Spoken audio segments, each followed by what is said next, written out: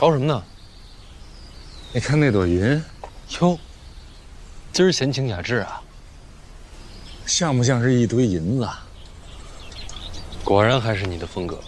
哎，你说我要是把这一堆银子给拿回家，那我夫人跟小女得多高兴！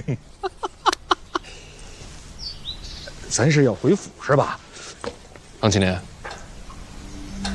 你听说过庄墨涵吗？我知道啊，今天进的城，这全城读书的种子啊，都去参拜了。威望这么大，读书人都知道啊，庄墨涵文坛巨匠，行走于这人世间的活圣人，天下读书人的老师啊，你不知道？你不也是读书人吗？我不算。哎呦，您可自谦了。您写出了传颂天下的诗句，您不算读书人呐。走吧。哎，怎么了？影子大人，陈萍萍找我有事儿。有人要杀陈院长，天底下要杀陈萍萍的多了，不出半个时辰就要动手。他现在人在哪？监察院里。那就没事儿，没有重兵，谁能冲进监察院杀人？现在院长身边已经没人了。没人是什么意思？庄墨涵进京了。这跟庄墨涵又有什么关系？庄墨涵进京，才是改变的前提。院里都知道，要再挑战我，只有刺杀庄墨涵。可是，院长已经派一处保护庄墨涵了。是。一处的诸葛已经倾巢而出，3处的费介不在京都，其他各处的强势战力也被我分别调离。今日监察院内在职的，都是我们的人，那也不足以强杀庄墨涵呐。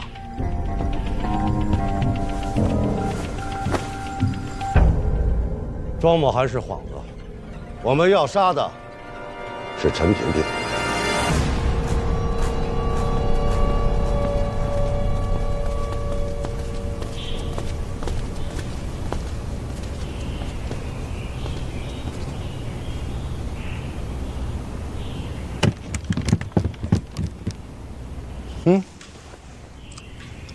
你来了。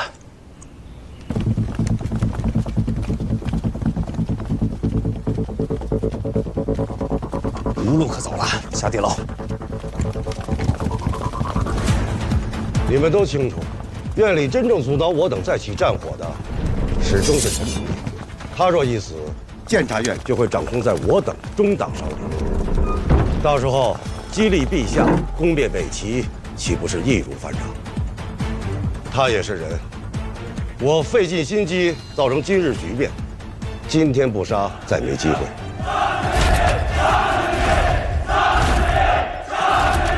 杀了陈萍萍，监察院大权就在你我手中了。事已至此，再没退路了，动手吧。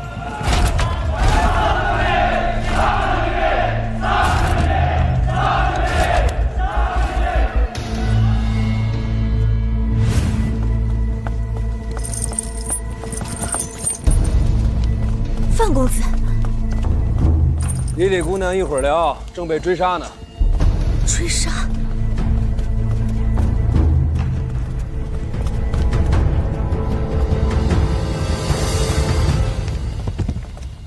按一下那个。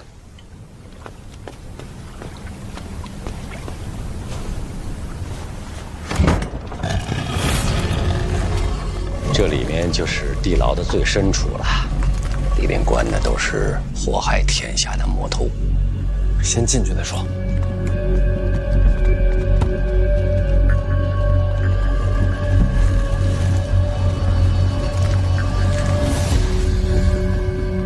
这里边就安全了？也不算太安全，有很多人知道这条路。平时他们要给犯人送水送饭，有时候还要把尸体拉出去。那咱们躲进来有什么用啊？甬道狭窄，可以抵抗。那不早晚还是一死？哎呀，死路！这下糟了，我不能死啊！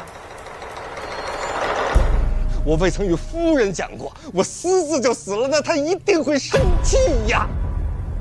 这般境地，你怕的是婆娘生气？死生事小，夫人是否同意事大，你不懂。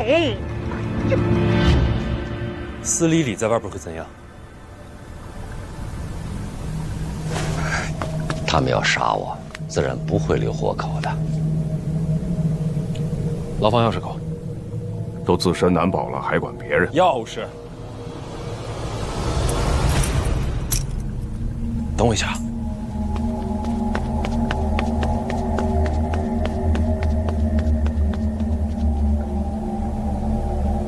这孩子不错呀。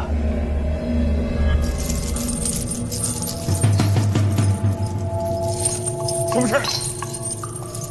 啊，什么事？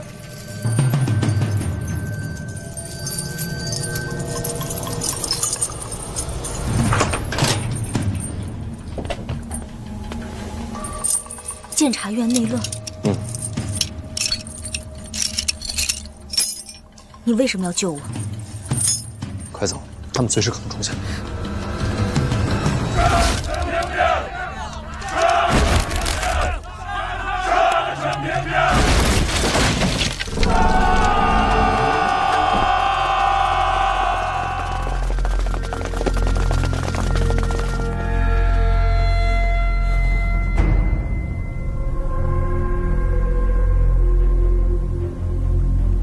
你把我带来有什么用？还不是一样要死？我答应过保你性命，就是死你也得死我后头。里边去。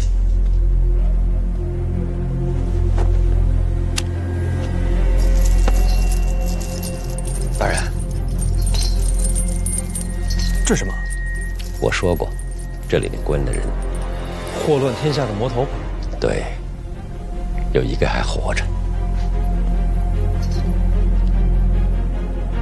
这么多链子，就为一个人？就为一个人呐。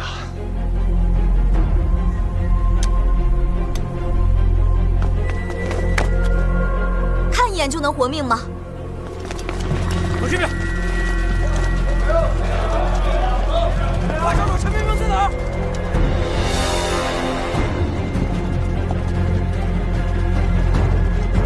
没找到，没有，没有，没有，没有，没有，在哪儿啊？没找到，没有，没有，没有，没有，没有，没有，没有，没有，没有，没有，等等。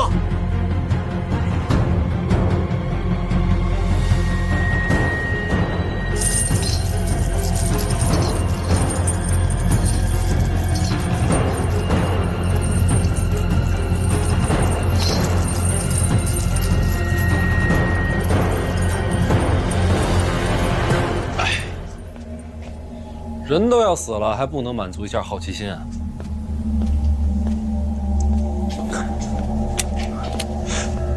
这人很危险，很危险啊！他叫小恩，我的腿因他而废。陈明明他就在里边，他无处可逃了。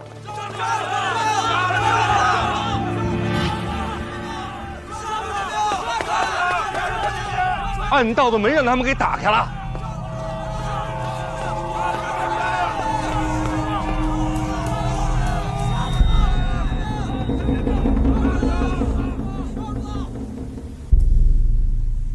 司礼礼，做什么？北齐战败了。说这些有什么用？我紧张，总得说点什么。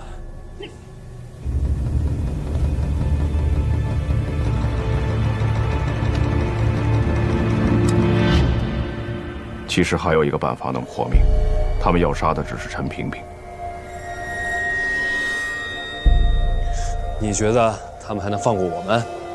我们可以先杀了他，用他的人头换你我性命，这是唯一的生路。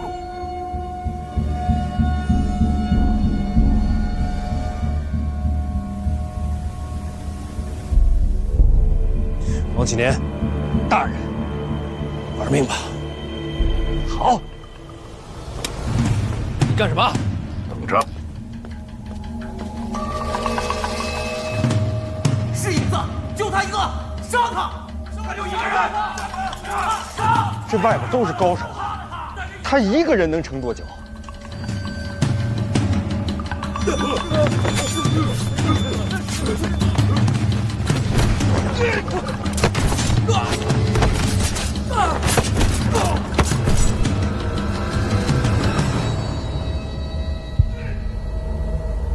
厮杀声好像越来越远了。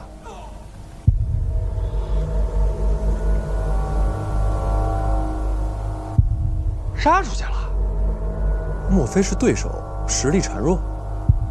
都是7品以上的高手。真不是我的主意。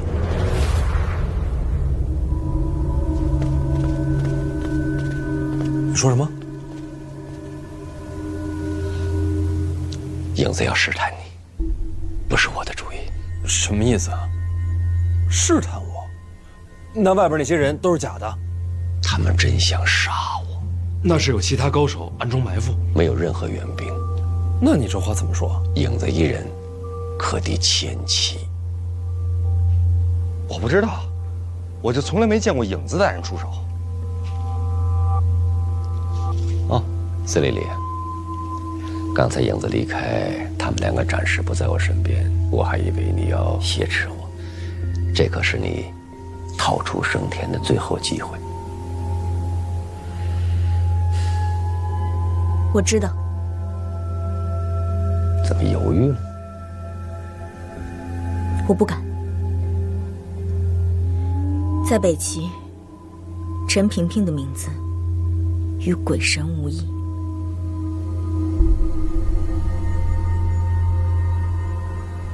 推我出去吧。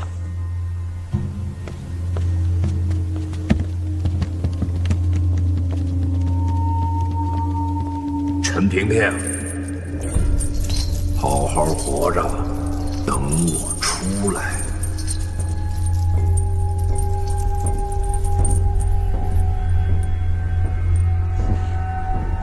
他就怕我死在别人手里，他出不去。走。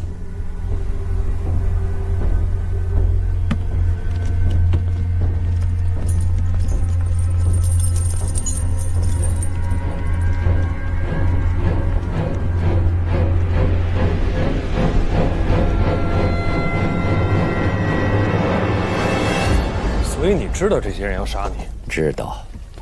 你也不阻止。监察院独立于6部之外，位高权重。我虽是院长，但是也防不了全天下呀。总有一些机构想尽办法派人混进来，而且他们个个都会隐藏。这样给他们机会，让他们都跳出来，一次暴露清楚。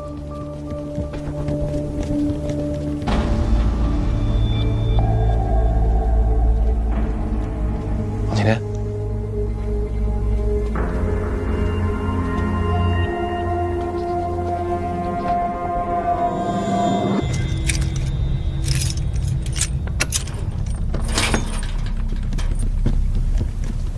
拿自己当诱饵，哼，都是聪明人，他们见不到我，怎会上当啊？走到现在，一个活口也没见着。自投罗网便是如此。我觉得在里面更安全。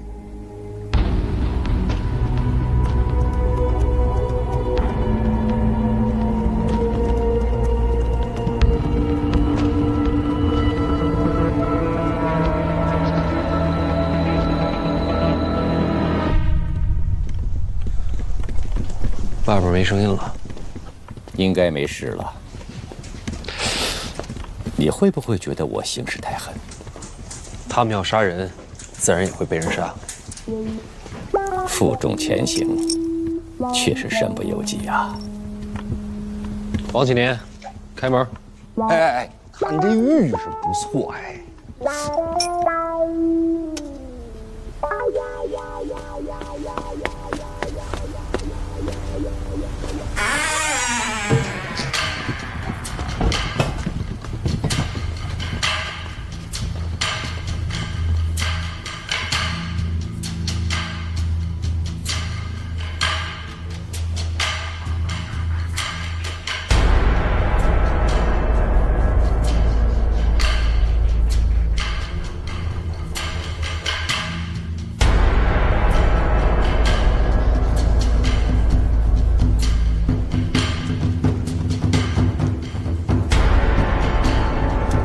院长，属下一回院里，就看到影子在残杀同僚。我安排的。哦，你应该在监视北齐的庄墨涵，怎么回院里来了？事有蹊跷，庄墨涵不见了。庄墨涵进入京都以后，一直在鸿胪寺给他安排的住所，从不见人。属下觉得奇怪，就让手下扮成侍者进屋打扫。庄先生，能为您打扫房间吗？庄先生。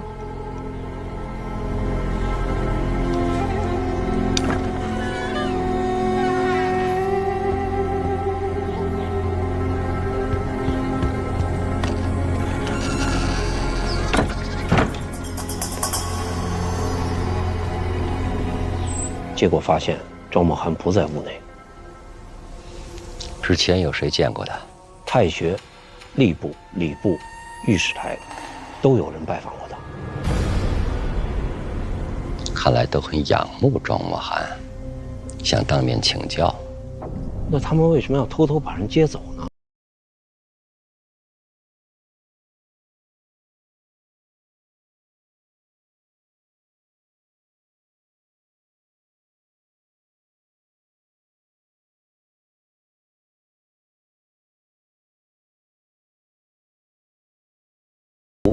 就是想请您下令彻查京都。这事儿就这么办了。正好你回来了，把在京的各主办都招回来吧。我有话说。是。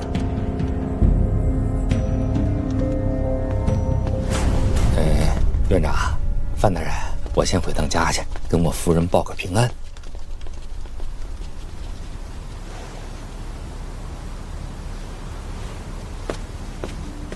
那要没什么事儿，我也走了。那你等等，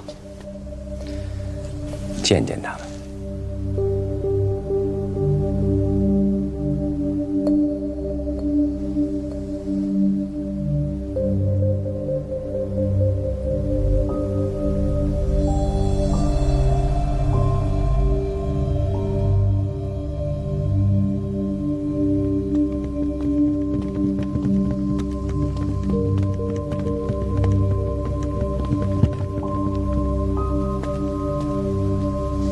都在。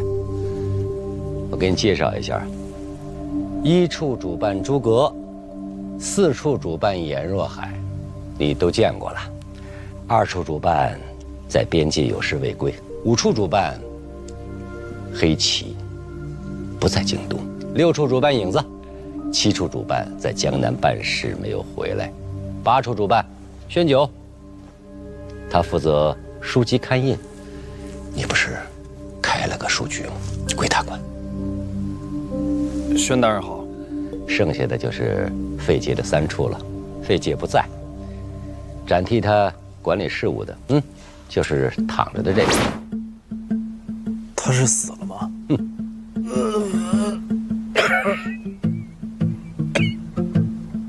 他是范闲，院里提司。各位大人好。小师弟来了，我姓冷，费老的门下，咱们算是同门啊。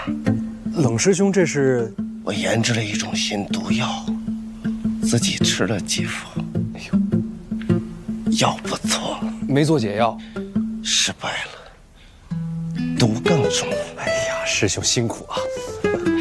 等我好了，请你吃饭啊，我自己下的厨。哎，别，这就不必了啊。行，我先休息会儿。哎，都认识了吧？那我就开门见山吧。今天有人在院里设局想杀我。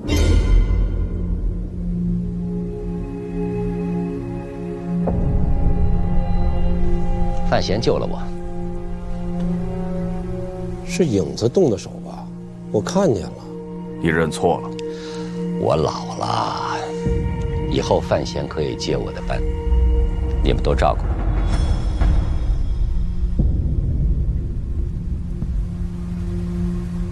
范闲才入京都不久，人都没认全呢。人可以慢慢认呐，我现在又不退。院长，监察院乃庆国最重要的地方，不是谁都可以接手的。属下以为范闲没有这个资格。你是不是搞错了？我不是来征求大家意见，我只是通报一声。我觉得挺好，别的地儿不管，我们3处一定支持小师弟。最后再说一遍，这事儿定了，不改了。有谁不服，找机会杀了我就是。算了。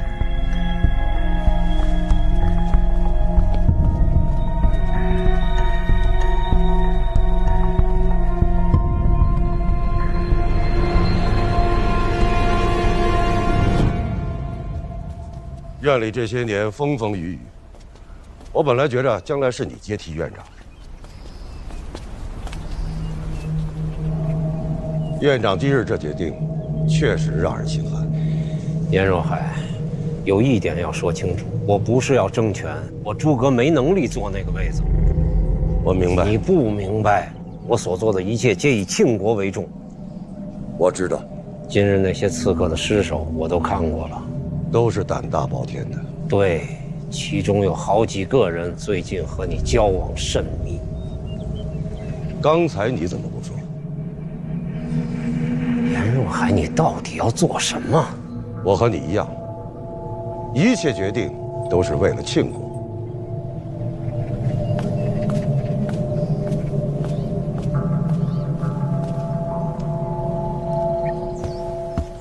为什么？你问的是什么事儿？监察院交到我手上。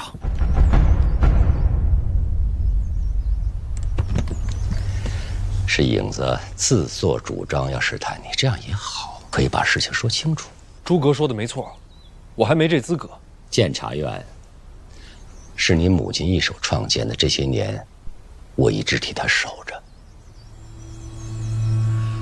这个院子终究我要还给你。时过境迁了，时间过了，初心未改。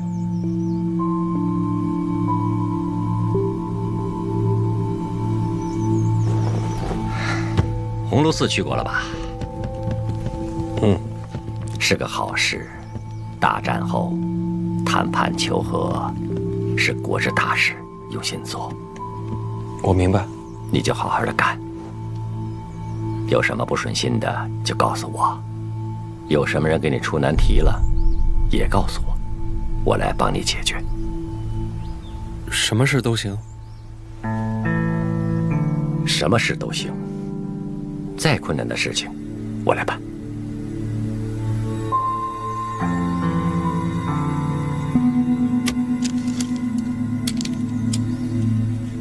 回去吧，今天累了，晚上越发凉了，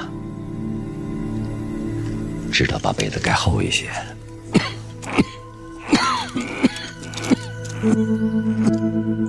你的咳嗽还没好，年纪大了，病不好好。回头我给你抓些药。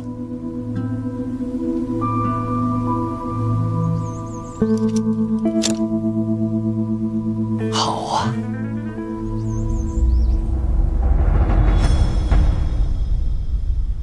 天地人和，君子务劳，夜半子时。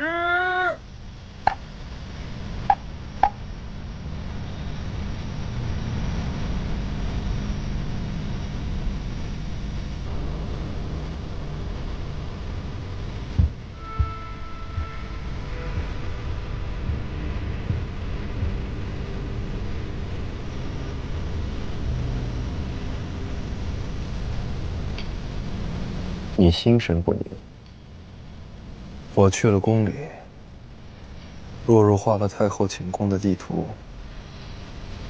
我记住了。为何心神不宁？牛栏街刺杀是长公主的谋划。一个不觉自杀了，反过来安慰被杀之，这不好笑吗？陈萍萍说要把监察院交给我，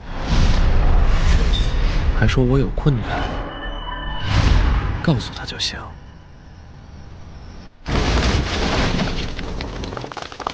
有什么人给你出难题了，也告诉我。我差点把长公主的名字说出来。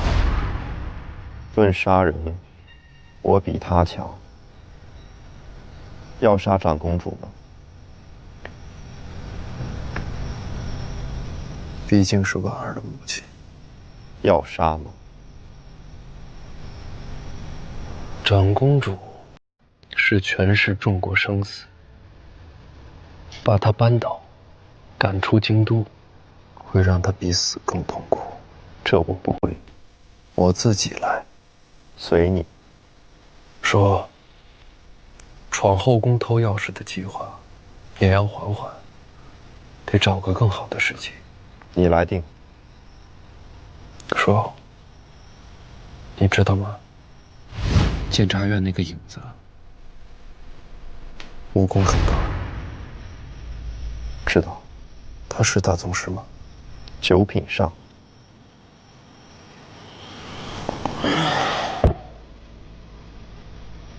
庆国不就那么几个9品上？说，你见没见过影子长什么样？没有。说，你知道吗？我今天去了趟监察院地牢最深处，那下面关了个人，特别恐怖，浑身都用铁链锁着。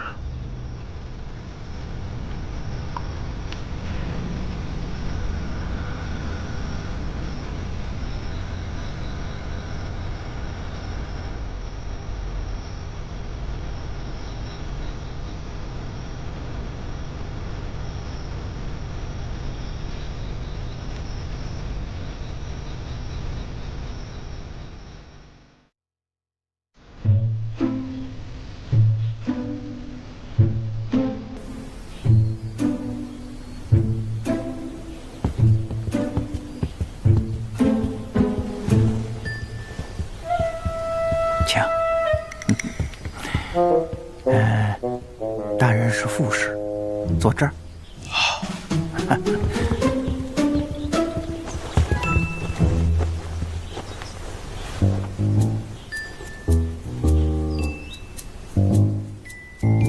辛大人，我从未与敌国谈判过，有点紧张，不知一会儿该说些什么。别紧张，两国舌战就是谈判啊，最重要的就是要注意言辞，就是说话啊，自当雅量，就是要懂礼貌，要客气啊，这就能彰显出我大国之气量。哎，反正待会儿啊，你什么都甭管了，就听我的吧。哦，好吧。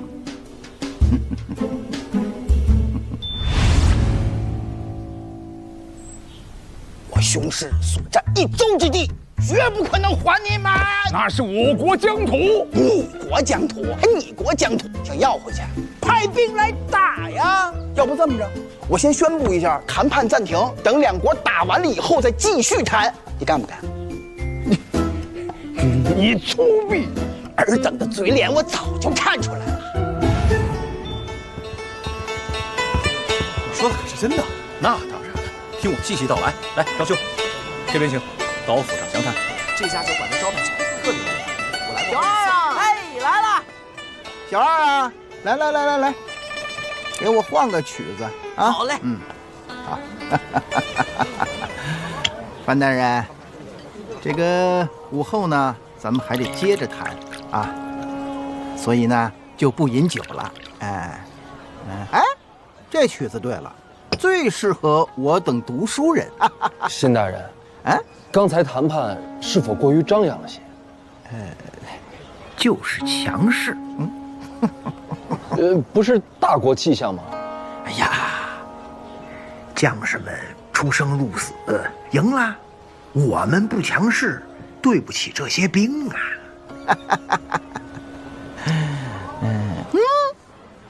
好茶，其香悠远兮，扶摇登霄，其味空静兮，潜藏于窍。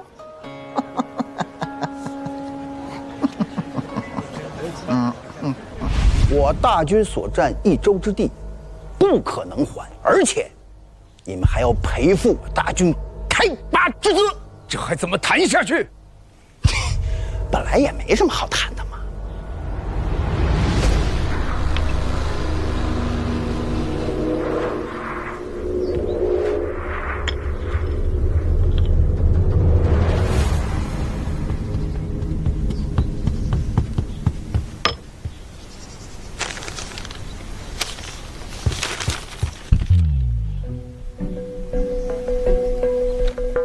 辛大人，此次谈判，我方条件绝不会让步。你是突然疯了吗？这张纸条上有个新消息，我方的条件都写在上面，诸位可以先看看，咱们明天再谈。你也查查消息的真伪。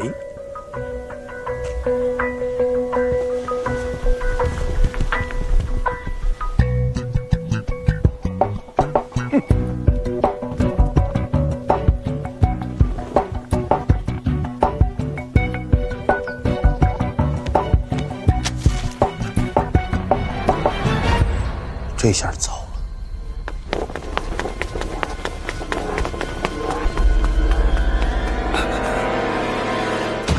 这是北齐刚送来的密折。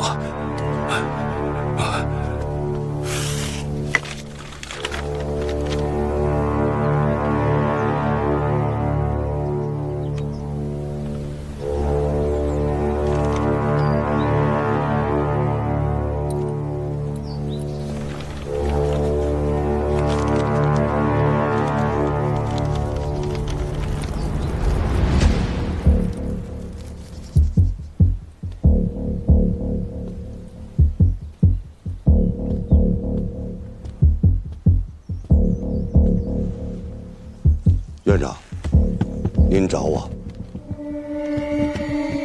有件事你必须要知道，冰云被抓了。北齐锦衣卫干的，沈仲亲自抓的人。人还活着吗？活着。北齐要当他做谈判的筹码，他们要什么？首先要拿回这益州之地，其次要归还战俘，还要给他们北齐死去的兵丁发放抚恤。最可恨的就是这最后一条，他们要用萧恩和司礼礼换回严公子。萧恩啊，监察院地牢里关着那个。没错，那可是北齐的盖世魔头啊，曾经和陈萍萍齐名。那时候陈萍萍率黑旗千里奔袭，以双腿的代价才把他给抓回来。这样的人物要换回去。说的是啊，不过这次国战多亏了严冰云打探军情，传送密报，咱们才赢得那么顺利。更何况他还是监察院严若海的亲儿子。不还，打下的疆土不能还，打下的疆土不能还。其实他们真想要的是萧恩和司礼礼。萧恩不能放，此人归齐必将疯狂报复。作为倾国子民，我不能接受。不是放，是换。换冰云回来。我连夜北上，潜入北齐国都，设法救回犬子。此事北上救人比登天还难。作为一个父亲，我必须如此。换不换不是你来定的，学长，也不是我。此事只有一个人能定夺，侯公公在，马上让监察院放人。陛下。另外，告诉鸿胪寺，朕打下的江山一寸都不放，其他的条件。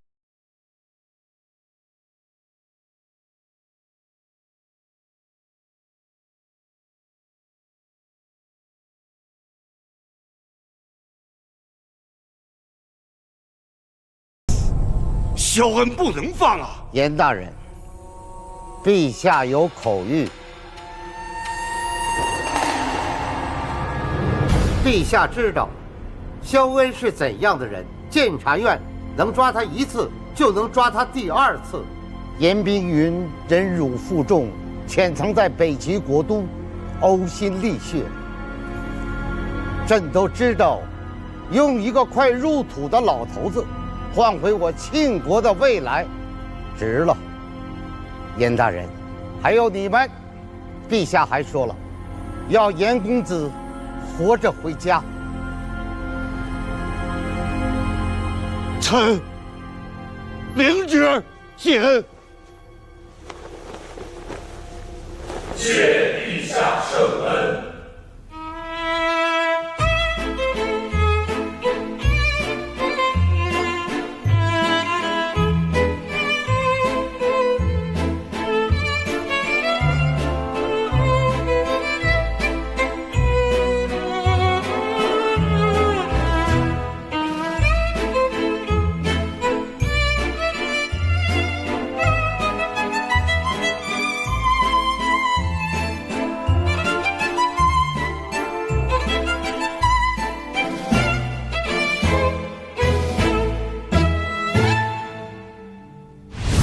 范闲，把提词腰牌给我。给我。范闲，我们会再见的。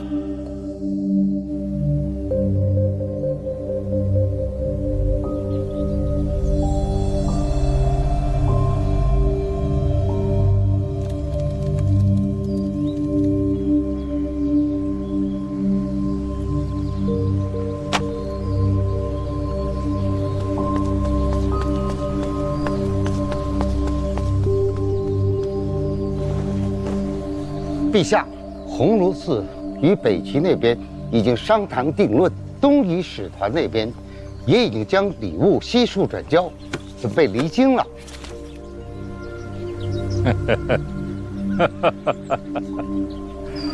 虽有波折，鸿胪寺办事还算周密。传旨，明日启年殿设下夜宴，君臣同庆。是。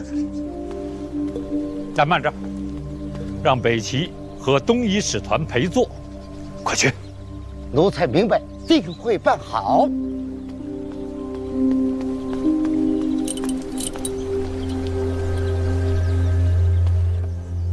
明日夜宴，百官云集，北齐朝臣、东夷使团欢聚一堂，可谓盛事。庄茂涵呢？谁？我是说庄茂涵，他好像没有参与谈判。确实没有。进京都以后消失了一次，之后就一直在屋内静坐看书，再无其他举动。那就古怪了。一代文坛宗师千里迢迢来了京都，结果什么事儿都没做，就为明日吃顿宴席。明日夜宴要想发生什么，转瞬之间天下皆知。院长的意思是说，庄默涵明日夜宴会有所举动，若有企图，必在明夜。那我们当如何？什么都不用做，瞧着就行。那岂不失了先手？也没其他法子。不知庄茂涵意欲何为，自然无法防范。还有一事，北齐那边送来消息，犬子被擒，或是因身份被人透露。北齐密探里有人告密，不是北齐那边。你的意思是说京都？是京都有人把他卖了。冰云潜伏北齐，此乃绝密，除了陛下以外，只有我们监察院的人知道。难不成是院里有人卖国？为什么不能？院长，属下以为当立即彻查此事。不必了，这是心腹大患呐。此事到此结束，不必再提。是。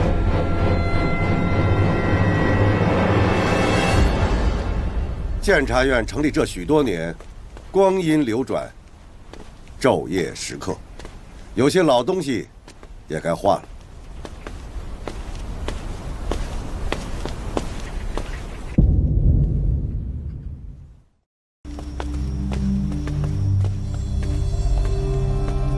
爹，找我。回来了，来坐。黄楼寺的谈判告一段落了，明日上殿去稳这些，啊。您说的是明日晚上的夜宴？嗯。这顿饭有什么不对吗？天下皆知，文坛泰斗尽在北齐。早些年，读书人甚至以北齐科考高中为荣。今年虽好些，但要说到文人，我庆国总是略有逊色呀。如今庆国文坛把希望都放在你身上。我？文坛？前些日子你写的那首《万里悲秋》被我朝文人评为当世奇言第一。哎呀，私底下很多人在说，这年纪就有如此成就，将来未必输给庄墨涵。我就写了这么一首诗，这也太草率了吧？一首诗是少了些，只是我朝盼文韵如求甘霖，司马也当活马医了。那你就是那司马。所以明天晚上，所有人就在那儿看着我和文坛宗师庄墨涵的见面。哎呀，也不是让你语出惊人，你只要行止稳健，这就够了，啊。明天晚上您去吗？哎呀，明天设宴是为了鸿胪寺和礼部准备的，我以户部侍郎去做什么呀？别慌，我只提你一句，庄墨涵何等身份，怎么可能真与你这小辈为难呢？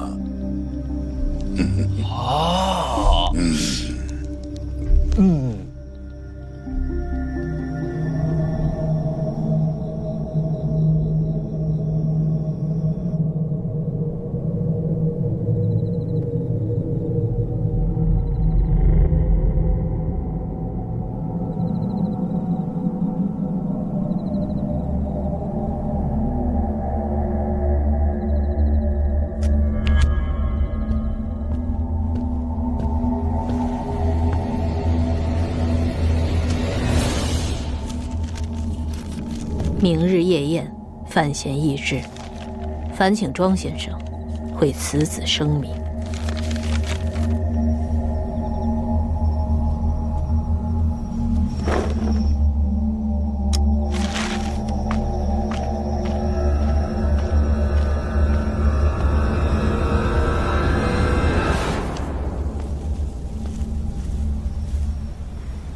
你挂了红灯笼。说。这么多年了，我就一直特别好奇，你到底是能不能看见？怎么我挂个灯笼你也知道，连什么色儿都知道？我很难解释，我能知道这一切，但不是靠看。心眼，我不知道该怎么说。说，我觉得你一直这么神秘，谁要是敢惹你，一定是自寻死路。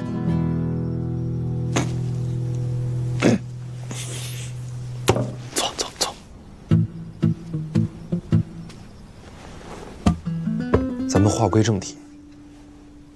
明日夜间，皇室在启年殿设宴。启年殿，跟王启年有什么关系？跟谁？王启年。说，我觉得你不只是神秘，怎么最近思维也这么跳跃了？思维？我觉得祈年殿跟王启年没什么关系。好吧，说正事儿啊。明日宴席主要是为了庆祝北齐一役尘埃落定，也算是件盛事。哦，你就不问问我为什么要找你过来？我不问，你就不说吗？你说的好有道理啊。好，明日宴席散后，咱们夜闯后宫。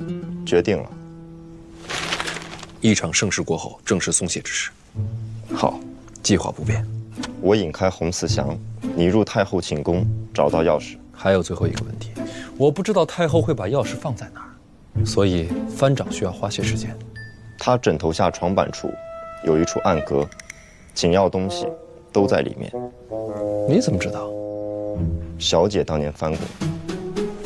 老娘为什么要翻太后的暗格啊？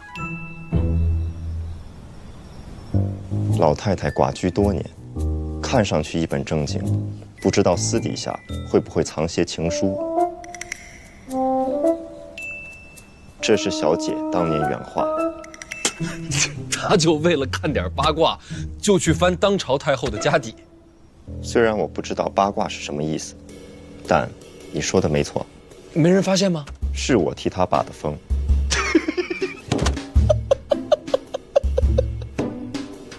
你笑什么？千言万语，一时不知如何形容。形容什么？唉，先不管这些。总之，最大的难题，老娘当年已经帮我解决了。现在，只要确定钥匙在哪儿，我十有八九能拿出来。盗走钥匙，老太太怕会发现。放个赝品回去。你没见过正品，怎么事先做好赝品？这个我有办法。好，明日夜里，在这儿等我。好像有人来了。我约的。你约了人？大人，进来吧。深夜叫我前来，是有何吩咐？有个事儿想问你。大人，请问。祈年殿跟你什么关系啊？应该没什么关系吧？那就对了。什么那就对了？没什么。自己做。嘿，大人不必客气，我站着就行。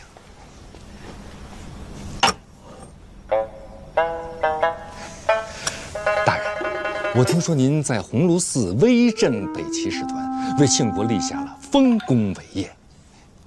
明日我会参加夜宴，大人英姿勃发，败将入相，指日可待。这银子是给我的。是，谢大人。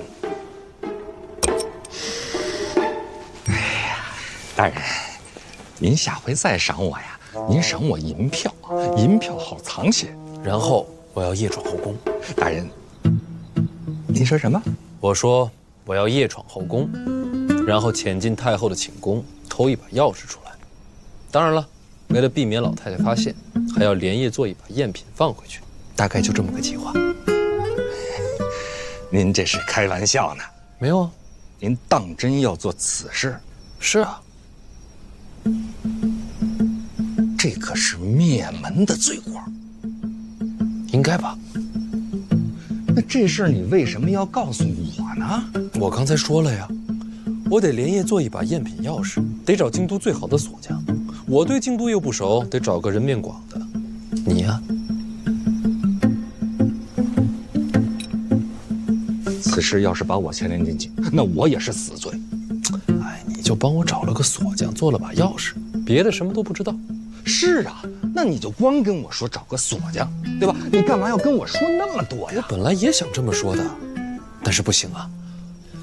明天，你得在皇宫外边等我。大人，你就不怕我告发你？你就这么信任我，把你的身家性命都交到我手上？我当然信任你了。你是个聪明人，你应该知道，帮我只是冒点小险，害我才是死路一条。此话怎讲？你也知道陈萍萍怎么对我。院长待你如子侄，所以呀，如果是我告发你，害你性命，那院长他一定把我给千刀万剐了。我就说你是个聪明人吧。那你干嘛不让大人帮你这个忙？哎，有些事儿大人物做反而不方便。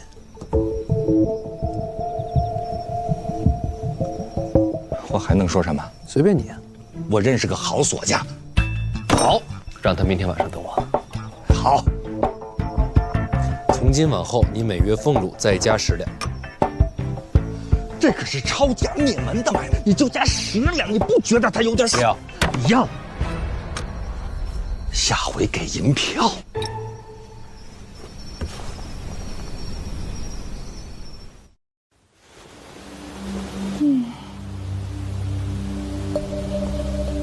什么时辰了？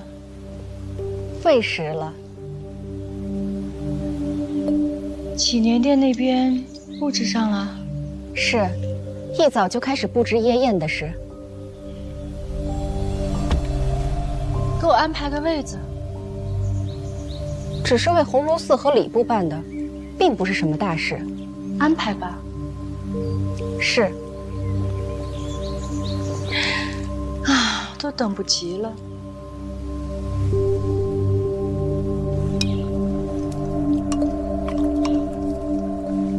问过了，祈年殿夜宴有10左右可以入席。殿下，您如此这般吃喝，宴席上又怎能吃得下去啊？这样的宴席，就是喝酒唱赞歌，怎么可能吃得饱？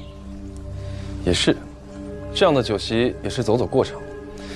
殿下，您实在没必要特地去。范闲出此的差事办成了，我自然应该当面祝贺他一声啊。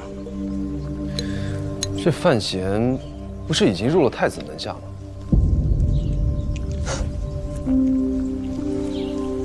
谁跟你说的？不然太子怎么会让他去和北齐使团谈判？范闲这样的人物，太子收服不了的。我跟范闲相见不多，却如遇知己。范闲啊，性子跟我一样，不是甘居人下的。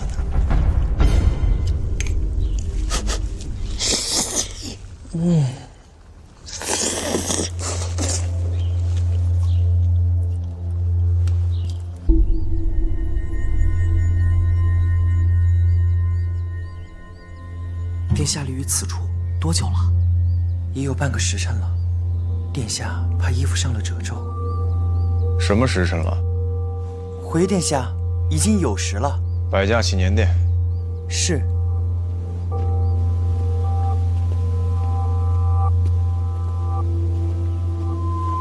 庄先生，车驾已备好，可以出发了。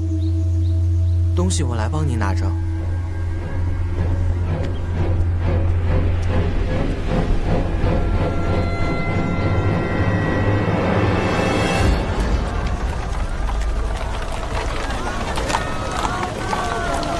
大人，锁匠那边说好了。好，喝酒去。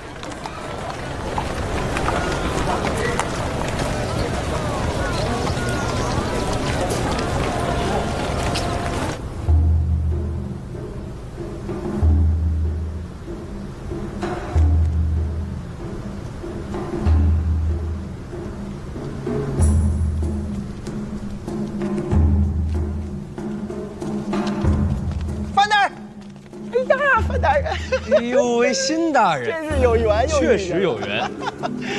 哎，范大人怎么不穿官服啊？哎呀，不就吃个饭吗？我又不是什么大官。哦，那好，那待会儿我得多敬您几杯啊。二位大人，循例盘问，若是有什么利器，可不能带入殿内。赴个宴还带什么利器呀？哎，范大人，你听，这个礼乐就是礼部准备的。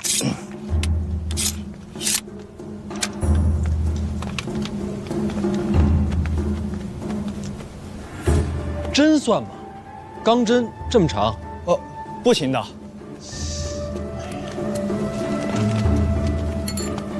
稍等啊。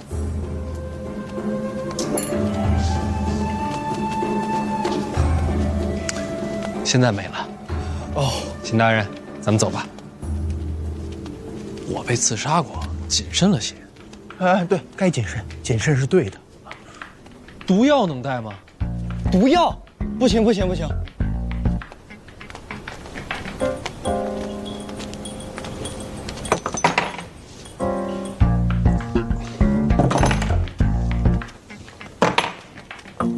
范闲，哎，殿下，这是哪一出啊？哎，别碰，我自个儿调的毒药，宴席里不让带。真不愧是飞阶的徒弟，毒得死人吗？那当然。给我一包。不成。为什么？回头陛下跟太子那边出了事儿，我这没法交代。也是。那算了。哎，范闲，这次你立功不小，前景无量，恭喜！多谢殿下。平时多走动，朝堂里我也能帮你一些。客气。参见二皇子。你是鸿胪寺的那个辛啊，辛其物。辛其物。我记得你是太子门下的。都是朝臣，都是朝臣。以后在太子那儿待的不好了，就到我门下。啊，应该是没有了。这下确实没有了。哎，别乱碰啊！这里边好几个我自个儿都不会解。辛大人，哎，想什么呢？你说这宴席二皇子干嘛来了？那自然是为了拉拢像辛大人这样的盖世奇才啊！范大人又拿辛某说笑，那二皇子明明是拉拢您，他怎么会拉拢我呢？太子殿下，太子明鉴，辛其物对太子绝对是忠心耿耿，绝对不会改换门庭的。太子殿下，我作证，刚才二皇子确实有所拉拢，但是辛大人是忠贞不二，确实没答应啊。对。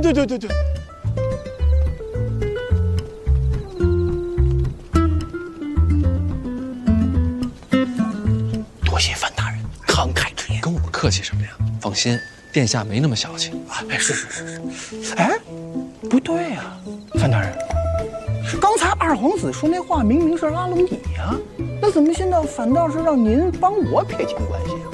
都一样，可不一样啊，大人。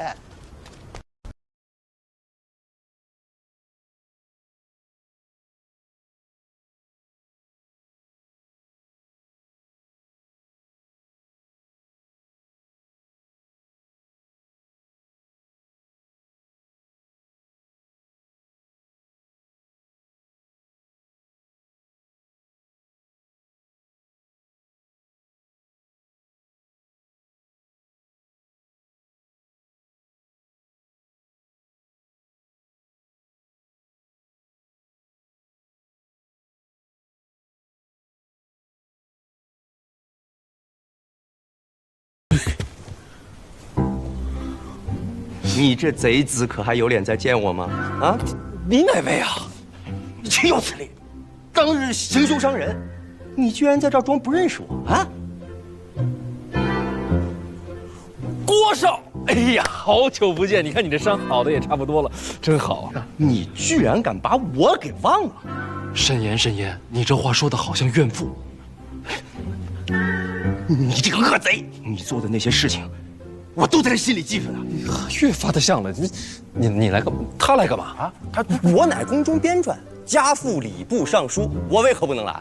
能来，马上上菜了啊！郭少入座。休要得意啊！范闲，我告诉你啊，我今天就要亲眼在这个地方，我看着你万劫不复，身败名裂。闹！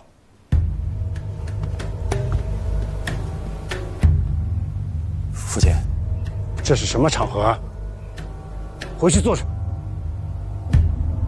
是。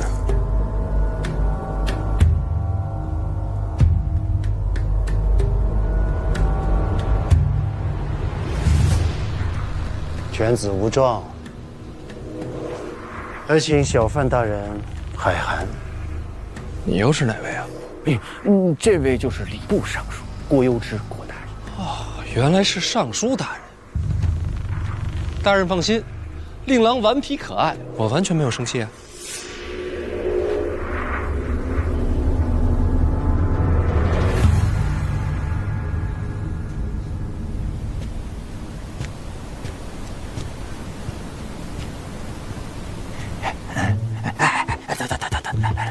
别左顾右盼了啊！这边是咱们的座啊！来，这边，咱们是这边。来，走啊！哎，走，哎，范大人，走。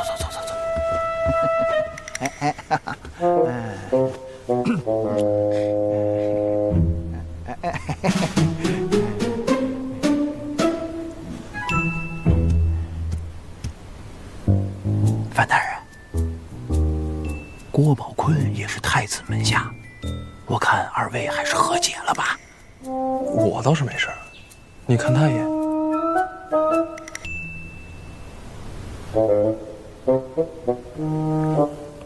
慢慢就解开了啊！大人，你真把这打了？哎，这话怎么说的？在下自小熟读圣贤之书，一向克己复礼，怎会打人？那头几天在当街还杀了个北齐高手呢。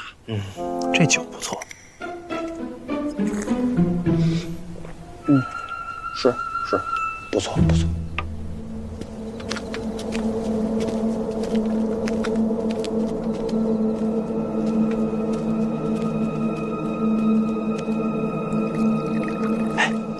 老谢啊，那儿还空着2个位子，给谁的？估计是给东夷城和北齐2位大将准备的。北齐来了个文宗庄莫罕，东夷城来了谁？这个东夷城，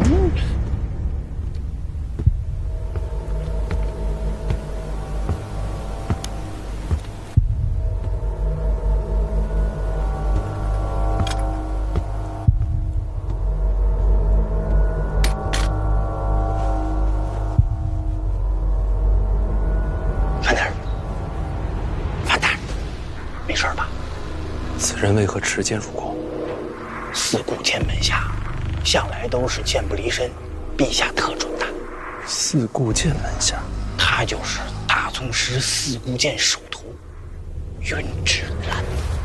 云之兰，当日你在街头杀的那2个女刺客，就是他的弟子。这次东夷城派使团来到京都，也是为了此事。他卖酒吗？这个倒是没听说。大人何出此言啊？听着像酒的名字。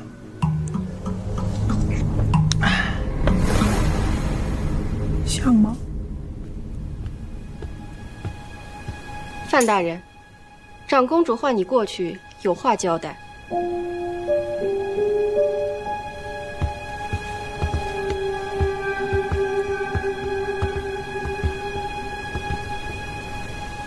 凑近些。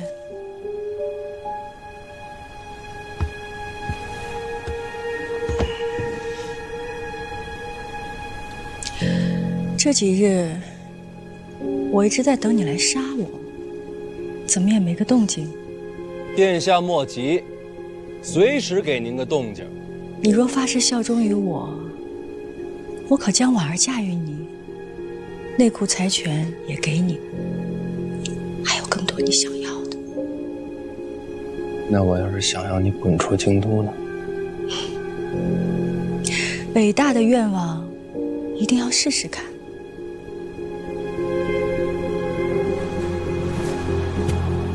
臣定不辜负公主期许。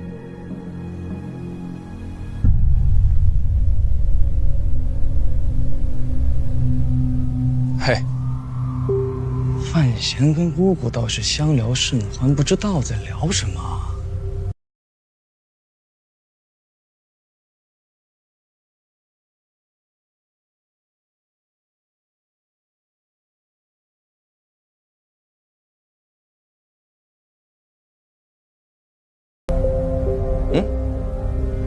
赌什么？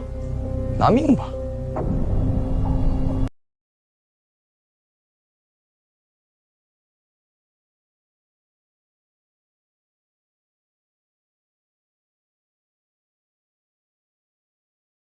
太子殿下，恕罪。好啊。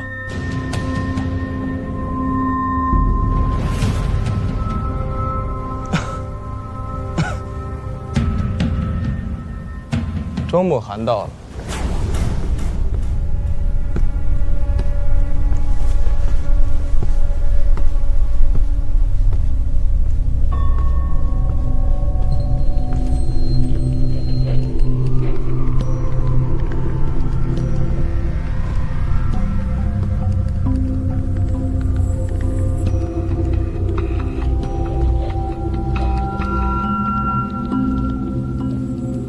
你还从未见过庄先生吧？或是天数，北齐出了这么一位文坛大宗师，数十年来视经著文，著作等身。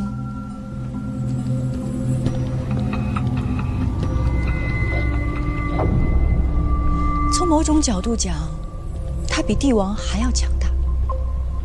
文道传承在于一身。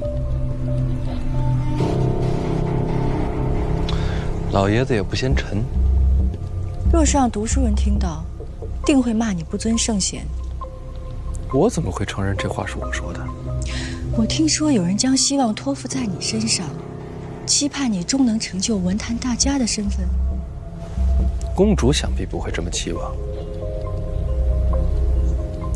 好了，庄先生到了，宴席也该开始了，你也归坐吧。臣告退。机会我给你了，是你自己不要的。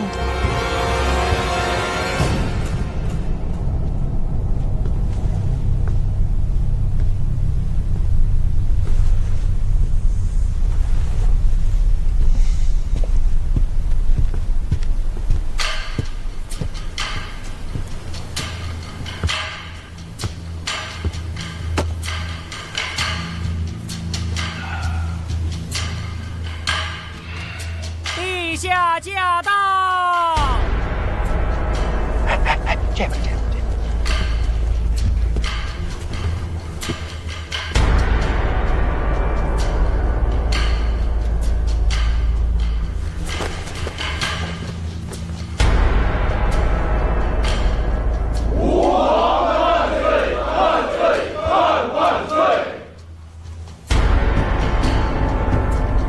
đứng身吧。谢陛下。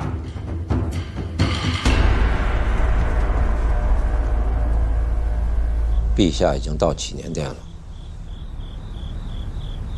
今日论职的宫女太监禁卫都查过了吗？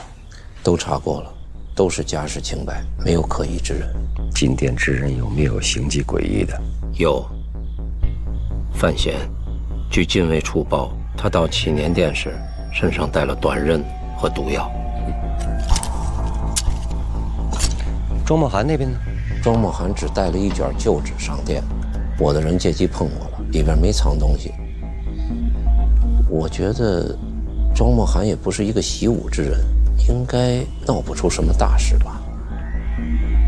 云之兰持剑上殿的，是。但是云之兰师从四顾剑，跟庄墨涵应该不会有什么瓜葛吧？云之兰如果要是出见弑君的话，谁来阻拦？洪四祥、洪公公就在殿外。上山！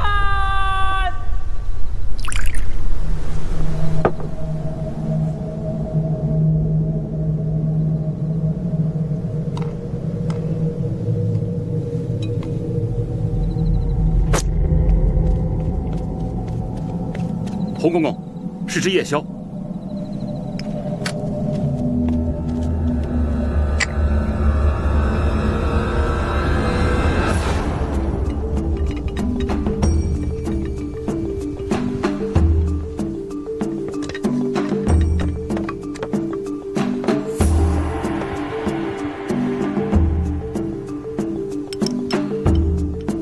国少。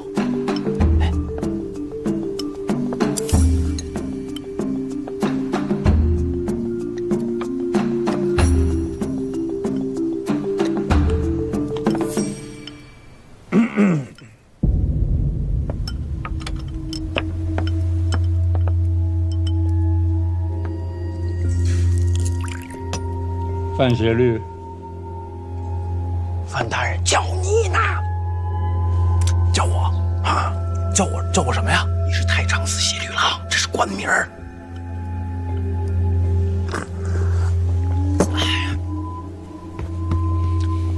陛下，你见朕几次都没跪下过，这次以为你还会站着。那岂不是要犯了众怒？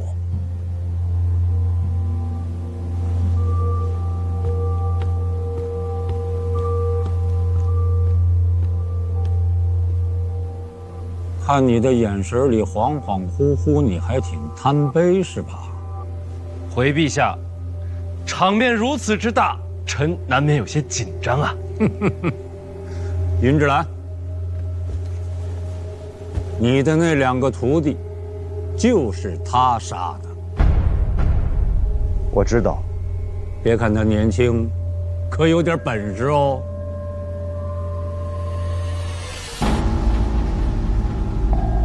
杀我才算本事。四顾剑的徒弟，就是有点傲气。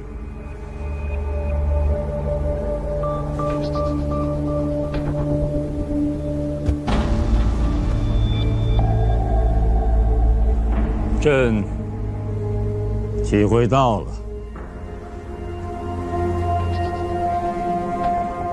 范闲，鸿胪寺传来折子，说你这次差事办得不错，大战由你而起，也由你而终。朕不想当众赞扬你什么，来，陪朕喝上一杯。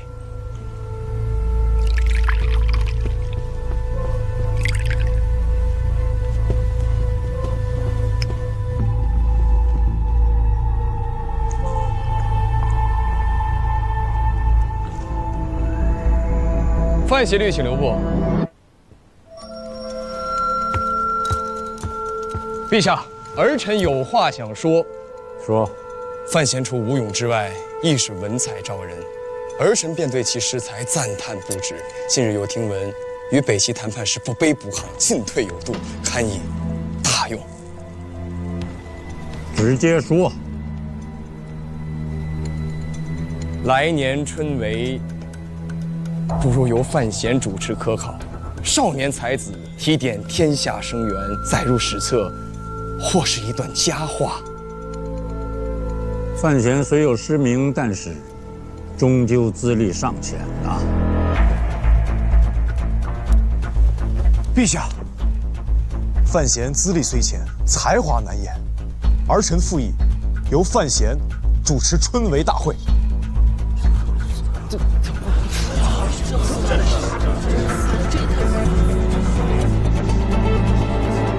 离春闱还有些日子，到时候再定吧。你们都下去吧。陛下，这位少年郎便是范闲吗？庄先生也认识他，读过他的诗。此人虽然年少，倒有些诗才，庄先生要多多提携后进哦。老夫本是齐国之臣，庆国政事本不必多言。可这春闱考比，乃是天下读书人立身之根本。选择主事之人，当谨慎为上。庄先生说的极是，春闱的事儿，确实应该慎之又慎。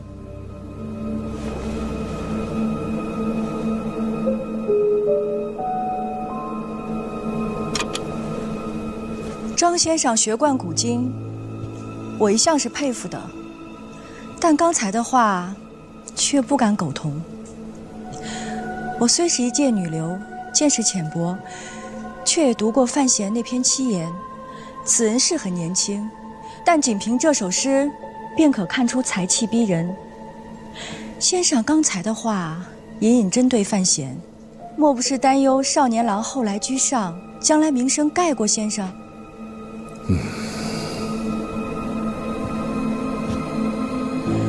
在座诸位都是古公之臣，名学大家，自然不喜口舌之争。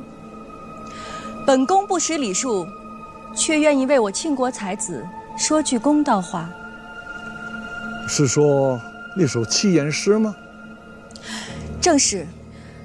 敢问先生，有哪首诗能胜过范闲这篇七言的？林睿，殿前休得无礼。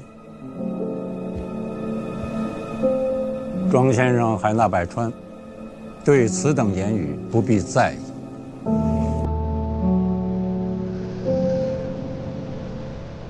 风急天高猿啸哀，楚清沙白鸟飞回。无边落木萧萧下，不尽长江滚滚来。万里悲秋常作客，百年多病独登台。艰难苦恨繁霜鬓，潦倒新停浊酒杯。真是一首好诗，我写了一生的诗，就没有一首能与之相提并论的。这么说，庄先生是甘拜下风了？这诗的前4句是极好的，可世人都说，这诗中最精华的是后面4句。后4句自然是绝句。唉，可惜呀，那不是范先生所写。这诗是范闲抄袭的。是。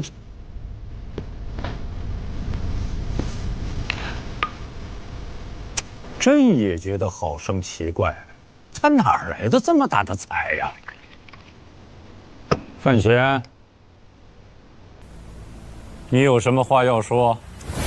庄先生爱说什么就说什么，反正庄先生德高望重，空口无凭，说话也算数。陛下，儿臣可以作证，范闲这首诗是在靖王府诗会所作，当时宫中编撰郭宝坤也在场，可为人证。郭宝坤在吗？臣在。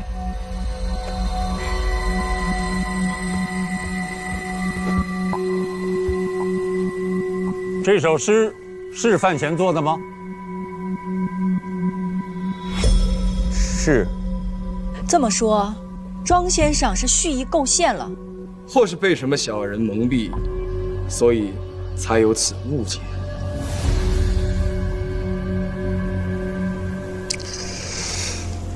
说来也凑巧啊，这首诗的后4句，乃是家师当年由于停舟所作。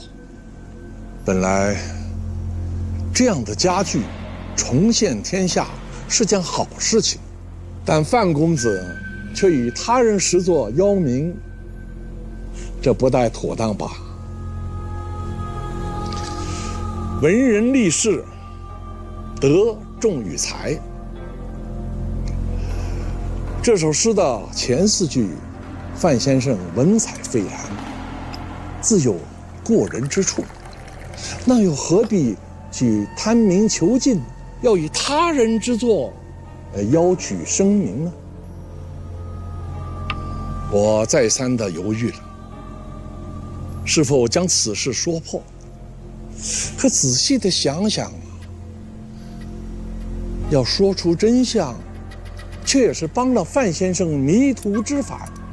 所谓不破不立，重新立德养心。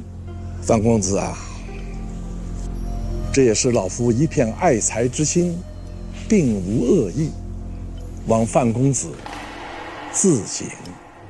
范闲，有话可说。庄先生，令师可是姓杜啊？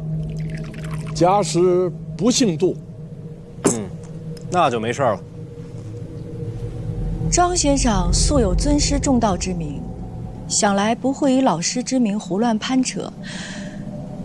但人心难测，眼看后学晚生，声名鹊起，心怀不甘，胡乱编造，毁人前程，也未可知啊。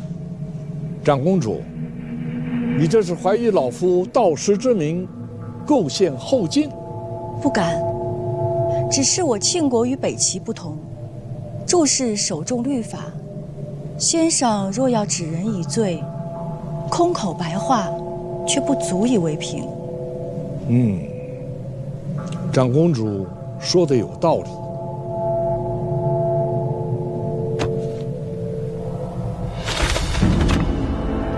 请看，这是当年家师亲手所写。这算不算得上是评剧啊？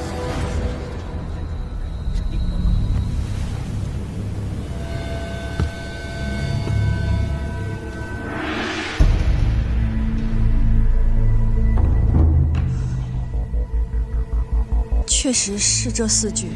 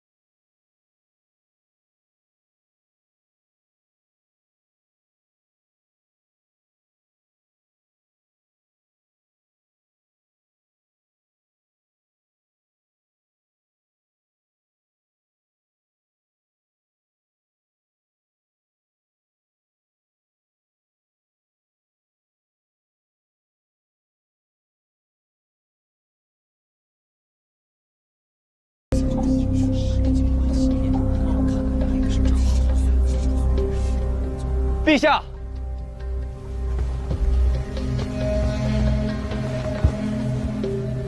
陛下，范闲欺世盗名，无耻之尤，如此这般行径，真是将我朝文人的颜面都丢尽了。恳请陛下，将这文贼革去功名，逐出京都，今生永不录用。郭少，既然我丢尽了庆国的脸面，为何你如此欢喜雀跃？胡说！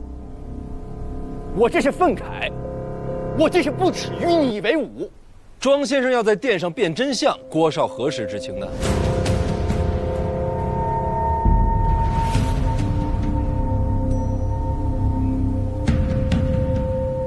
自然是刚刚听到。那为何我今日一到启年殿，郭少就言之凿凿说今日便要看我身败名裂？不知是郭少掐指能算，还是说早就跟庄先生暗通款曲了呢？一派胡言！暗通款曲可以用在这个地方吗？啊，好了，什么时候了，还讲究用词？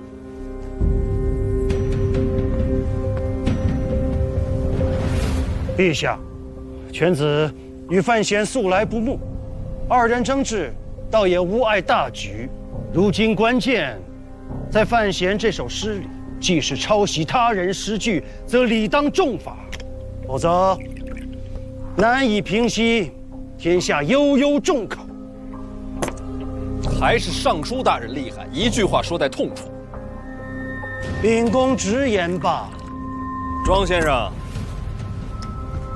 你说的没错，这首诗是我抄的。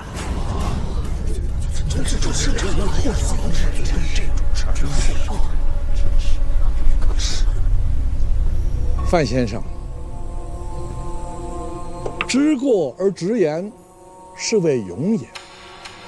范先生经过此事，必成大器。您先别忙着夸我了，庄先生，我替我自己抄诗，你替你老师抄诗，咱们俩也算是半斤八两。说起来，你还不如我来得直爽。这首诗乃是少陵野老诗圣杜甫，跟你老师半点关系没有。庄先生替令师欺世盗名，还真是尊师重道的典范。诗圣，你说这位诗圣何朝何代的人物？既是诗圣，可曾青史留名？史书里没他。哦，是这样。因为他的诗属于另外一个世界，一个有着千载风流、文采耀目的世界。难不成他是传说中的仙界？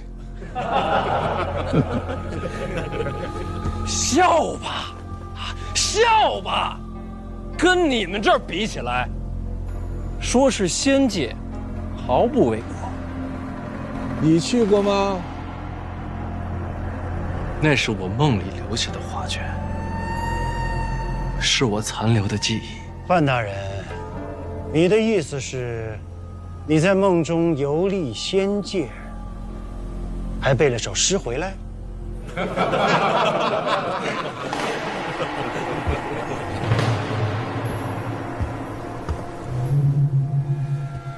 陛下，范闲所言过于离奇荒谬，如此狡辩，实属欺君，请陛下圣裁。庄先生啊，你老师做的诗多吗？家师注释良多。那不为人知的也多吗？识海沟沉，少于人知的，竟是刚刚展示的那一首。哼。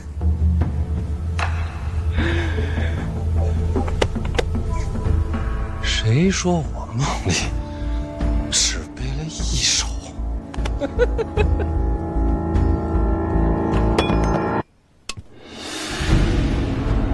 史来，莫来。范公子，若是要作诗，老奴斗胆，愿为你抄录。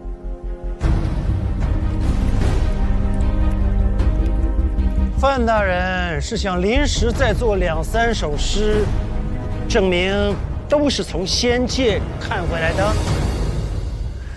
你不知道，那段记忆就如同刀刻斧凿一般刻在我的脑中。我看过的每一个字，读过的每一本书，都记得丝毫不差，历历在目。你知道你在说什么吗？哼，怕是气急败坏，已然开始胡言乱语。哼。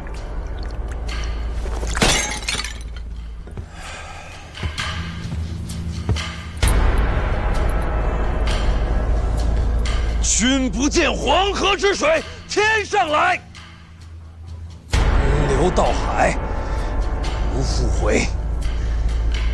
君不见高堂明镜悲白发，朝如青丝暮成雪。人生得意须尽欢，莫使金樽空对月。天生我材必有用，千金散尽还复来。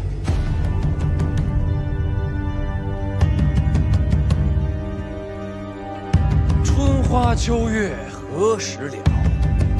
往事知多少？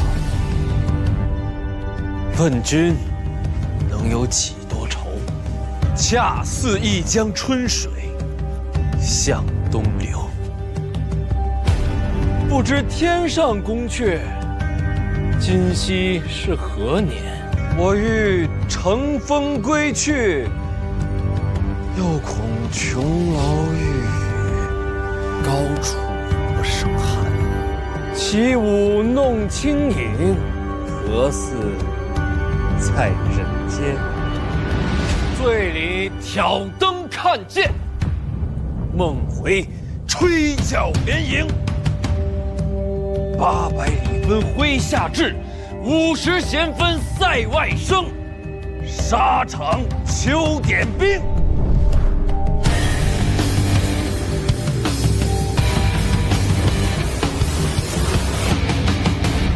在天愿为比翼鸟，在地愿为连理枝。莫愁前路无知己，小桥天下谁人不识君？三春月照小龙千鸟飞半，双旗万古墙角数枝梅，月明中来最美者要事权贵，国破身何在？城春抽刀断身，战时花溅泪，地恨你。志士人人今夕身无彩凤双飞翼，身有灵犀掌管悠悠双花马，千金裘，呼儿将出换美酒。广厦千万间，大治天下寒归去，哀生虚现长江之无踪。高处骰子安红豆，山无陵江水天，东北是手下雨，西出阳关高无故人。天上宫阙，人生自是有情趣，万姓人宗命。10年生死，曾伴浮云归晚醉，望凄凉不思量。今夕千里共时光，知己催人老花期为父纵使相逢，泪滴春山，马家流水。春宵一刻千姿，花有清香，月王子看透，说惶恐，死来夕阳里看，人生自古谁无死？连三月家书取丹师，赵太。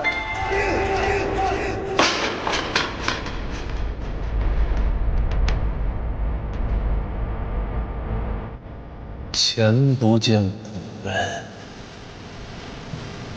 后不见来者。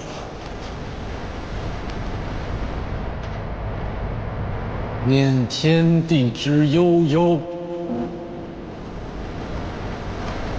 图怆然而涕下。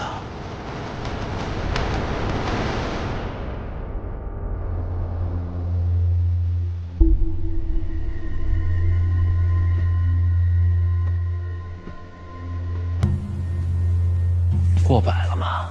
哎呦，花公子早就过百了。那就这样吧。这世上哪有什么仙境啊？哼！若没有仙界，这些诗句又是从哪儿来的？那肯定是他自己写的。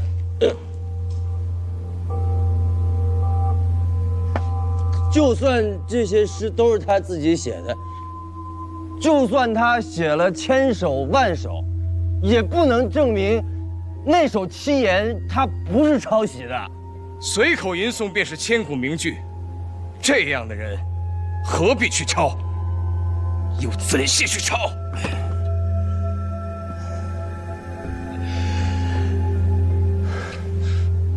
著经释文，我不如你；背诗，你不如我；做文坛大家，我不行；做人，你不行。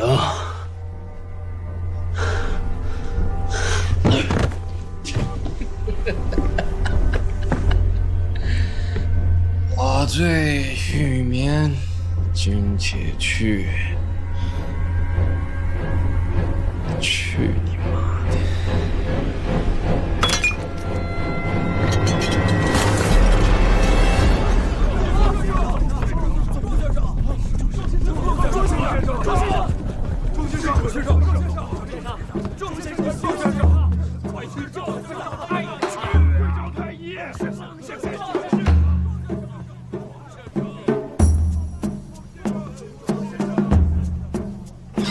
快快快，来，醒酒汤放桌上啊，放这儿，放这儿。对对，去把那个枕头给我弄松软点儿。他喝了那么多酒，可别睡落枕了。虚话不变，宫墙外等。我你今儿都醉成这样，咱改天吧。来了来了，把这个盖上。哎，来了，快快快，扶床上，扶床上，小心小心啊！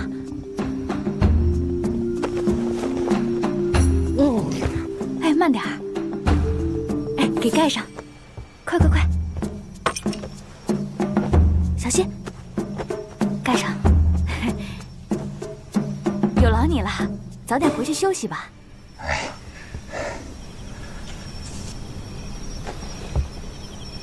有劳。我来照顾哥哥，你们先回去休息吧。这么多下人呢，哪用得着你亲自动手呀？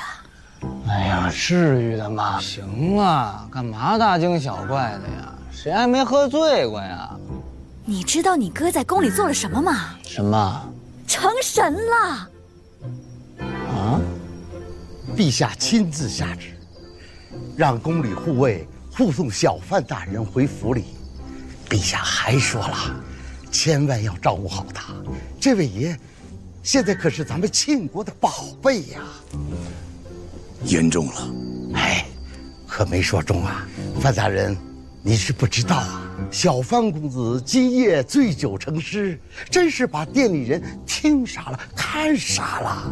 好些人私下里说，这可真是诗仙下凡呐。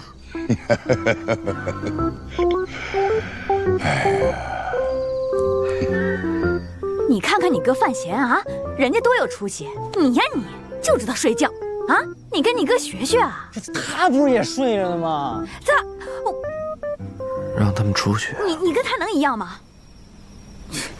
还睡？天色不早了，你们先回去休息吧，我照顾哥哥。还休息什么呀？这都成神了，得好好照顾着，煮点夜宵，万一一会儿醒了想吃呢，快去！哎，赶紧的！行了，都走，哥哥要休息了。哦，快走快走，下去，让他好好休息，轻点轻点啊！哎呀，该走了，让你哥好好休息，快走。早就该走。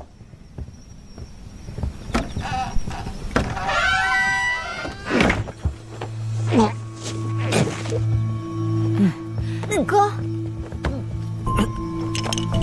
哥，你没事吧？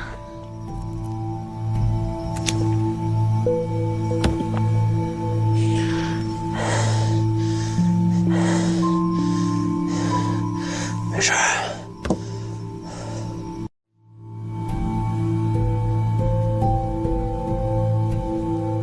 庄墨涵真的吐血了。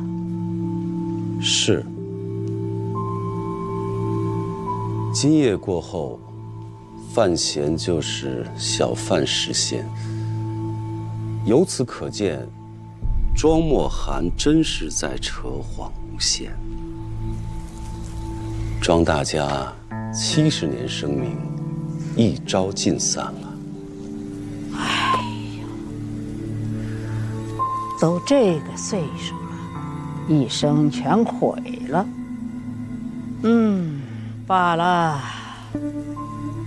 我也倦了，有话明天再说吧。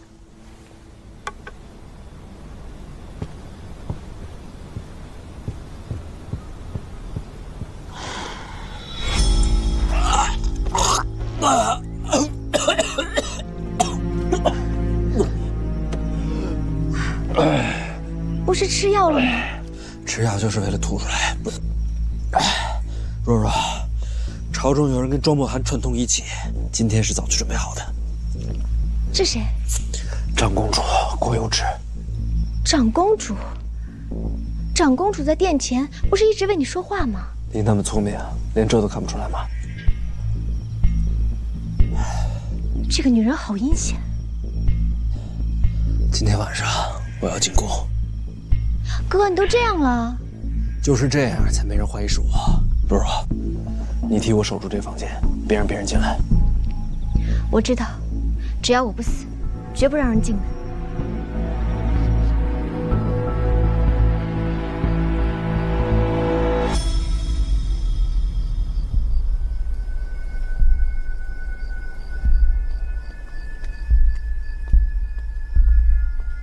大人，在这儿候着。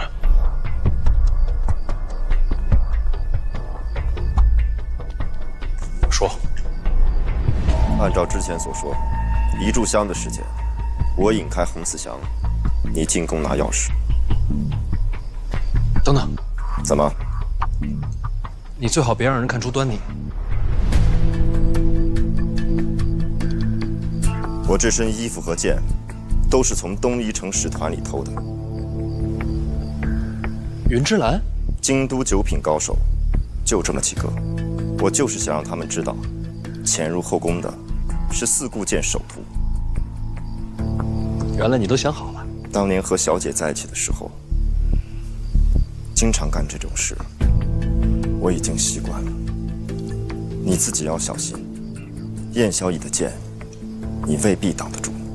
后宫那么大，未必遇得上。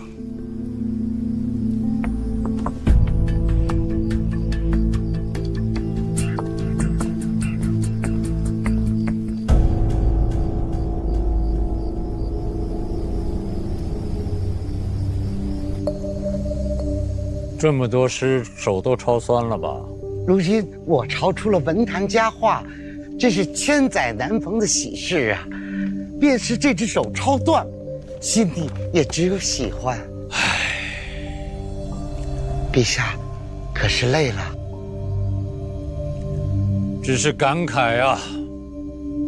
我大庆国以武立国，在文治方面远远不如齐国。这是先帝一直耿耿于怀的。如今天佑庆国，我朝除了诗神小范大人。诗神啊，我看他是两眼诗神。不过这诗写的确实还是不错。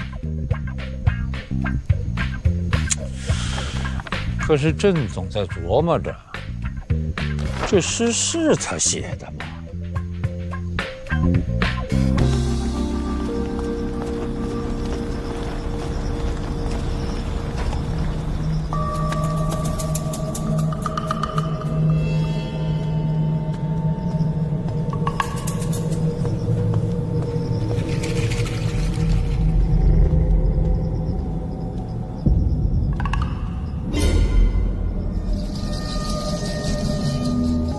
您是哪位呀？抱歉，误会，走错了路。走错路走到皇宫来，阁下只怕是天下第一人。家国所居，迫不得已，前辈见谅，我这就告退。这里是皇宫啊，孩子，不是你想走便能走得了的。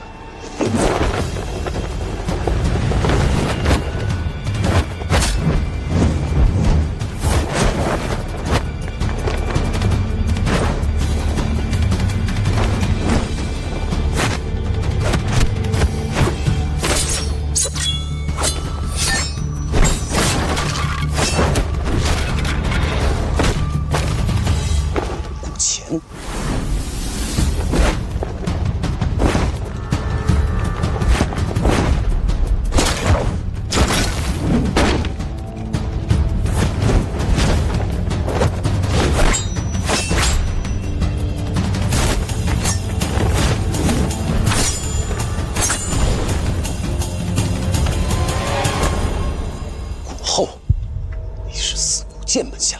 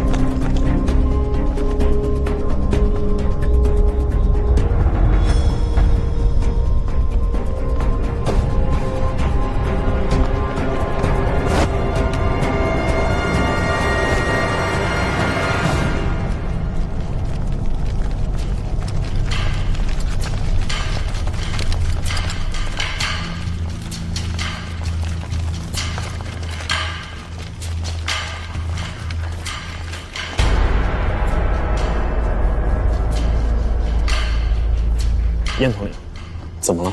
你们方才听到什么没有？没有。去我宫来。是。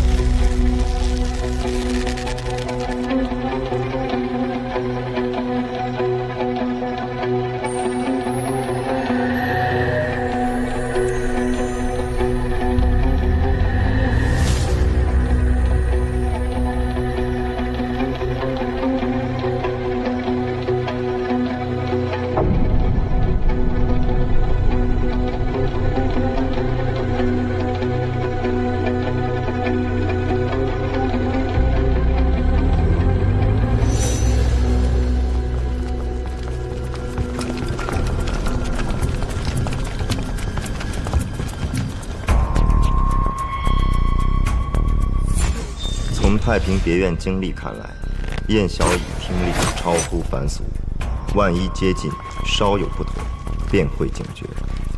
入宫后不可急行，避免纵乐。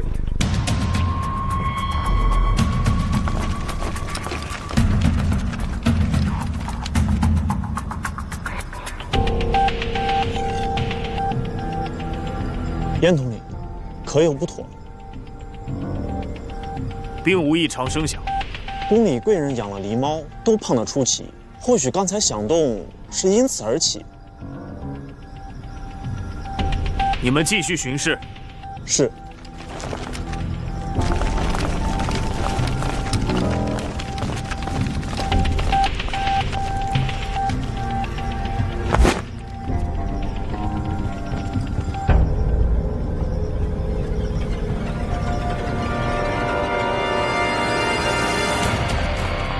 还有一处，不可不防。不能走高处。你也想到了。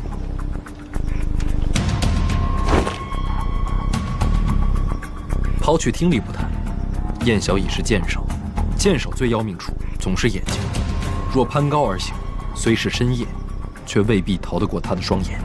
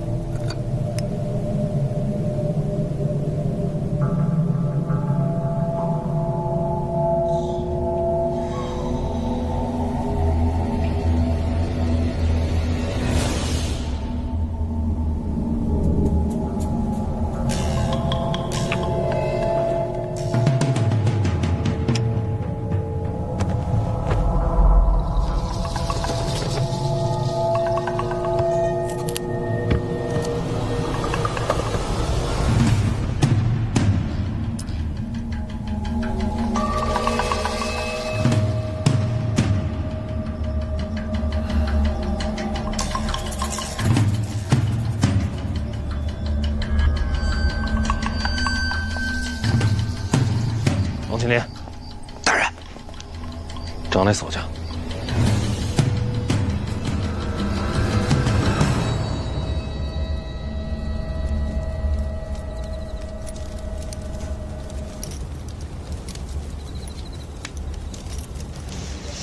就这把钥匙啊，复制一把。这不是钥匙啊，世上没有这样的钥匙，也没有这样的锁呀。被骗了。你别管它是什么，能做吗？这东西极其的神妙，费时啊。只要大概样子，细处不必讲究。粗略些？粗略些。有多久？若不讲究，一盏茶的功夫。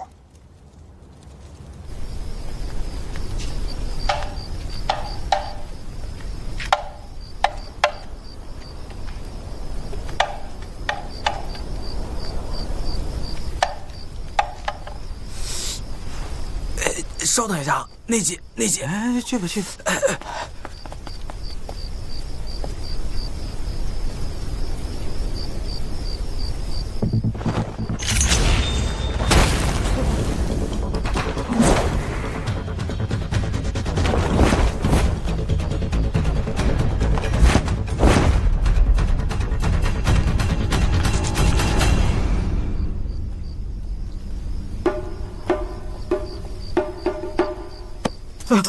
瞧什么呢？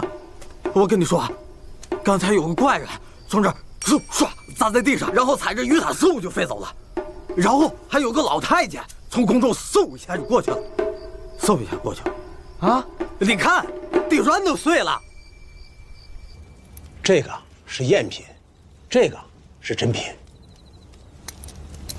多谢。谁说它是钥匙啊？用它开什么锁呀？别问这么多。是。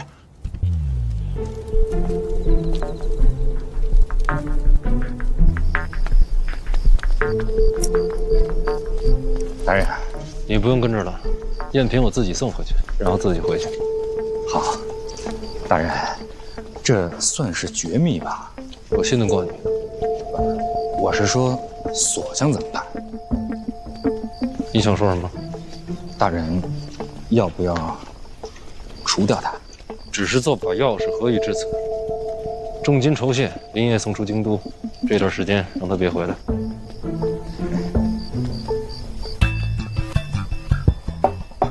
你在试探我？大人胆子虽大，心肠却软。好还是不好？若是做大事嘛，自然不够狠；若是做朋友，刚刚好。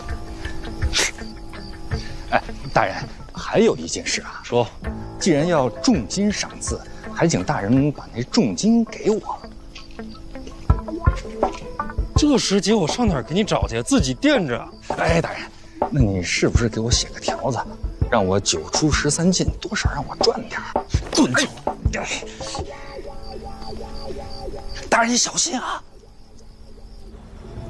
大人这次还算顺利，放回赝品，便算大功告成。只盼不出意外，见事躲着走，切莫节外生枝，应能无恙。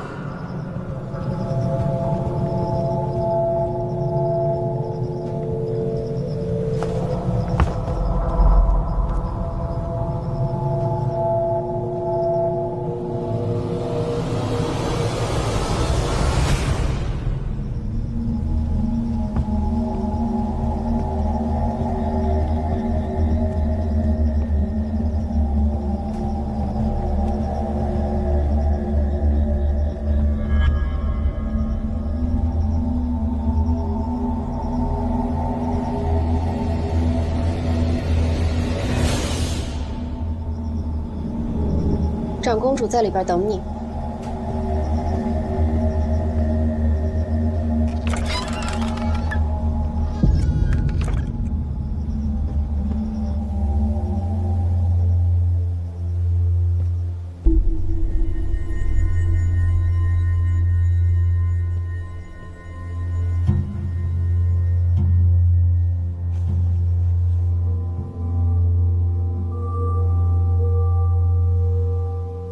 长公主，两情若是久长时，又岂在朝朝暮暮？写情至此，叫人心伤。坐。宴席上范闲的诗，我叫人抄录了一些过来，现在看仍然是首首妙绝。先生觉着呢？是的，好诗。叹为观止。莫非这世上真有仙界之说？仙界之说虚无缥缈，我倒认为这些诗是范公子亲自写的。一气呵成，上百家具，这岂是凡人所能？难道他真的是仙人折凡吗？如果是仙人临凡，那他是诗中之仙，就非范闲公子莫属了。我连夜叫先生来，是有话想问您。先生答应我在宴席上，要将范闲踩于脚底，让他身败名裂。敢问先生做到了吗？我今日构陷范闲，是赌上了我一生的清明。不过，输给这样的人，倒也心服口服。可是就是有一点我不明白啊，像范闲这样的诗才，长公主，你事先未曾言明，要不我也不会自取其辱吧。我也真是没想到，这孩子有如此惊人之举。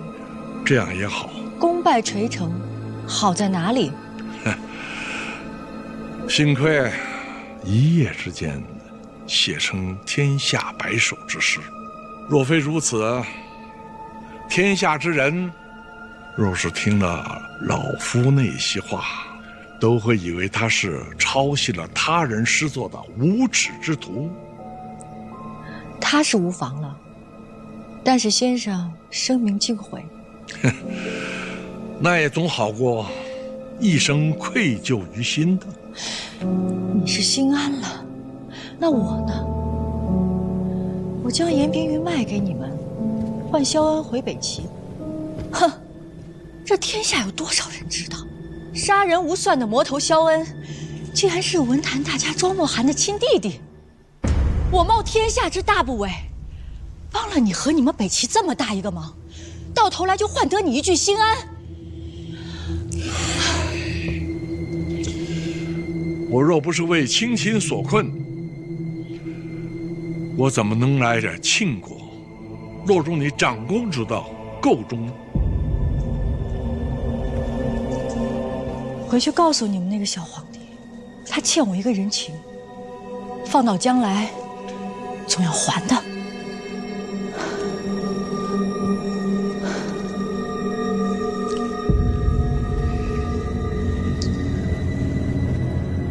我倒有一事想不明白，像范闲这样的人才，这样的年纪，他本应是庆国未来的栋梁之才，长公主为何非要除他而后快呢？甚至于出卖自己监察院的暗探。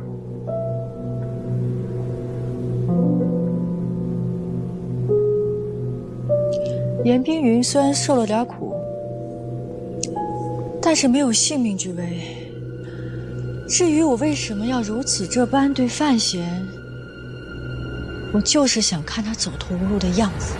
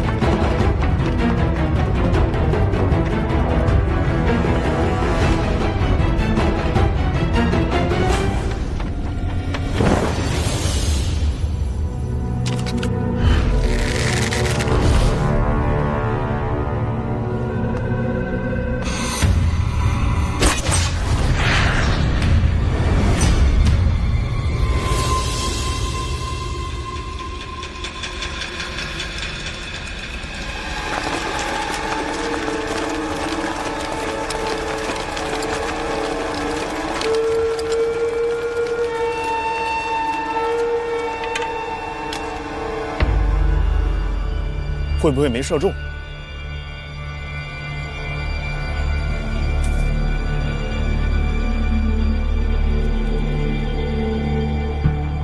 箭头已断，还有一些碎布块，肯定中了。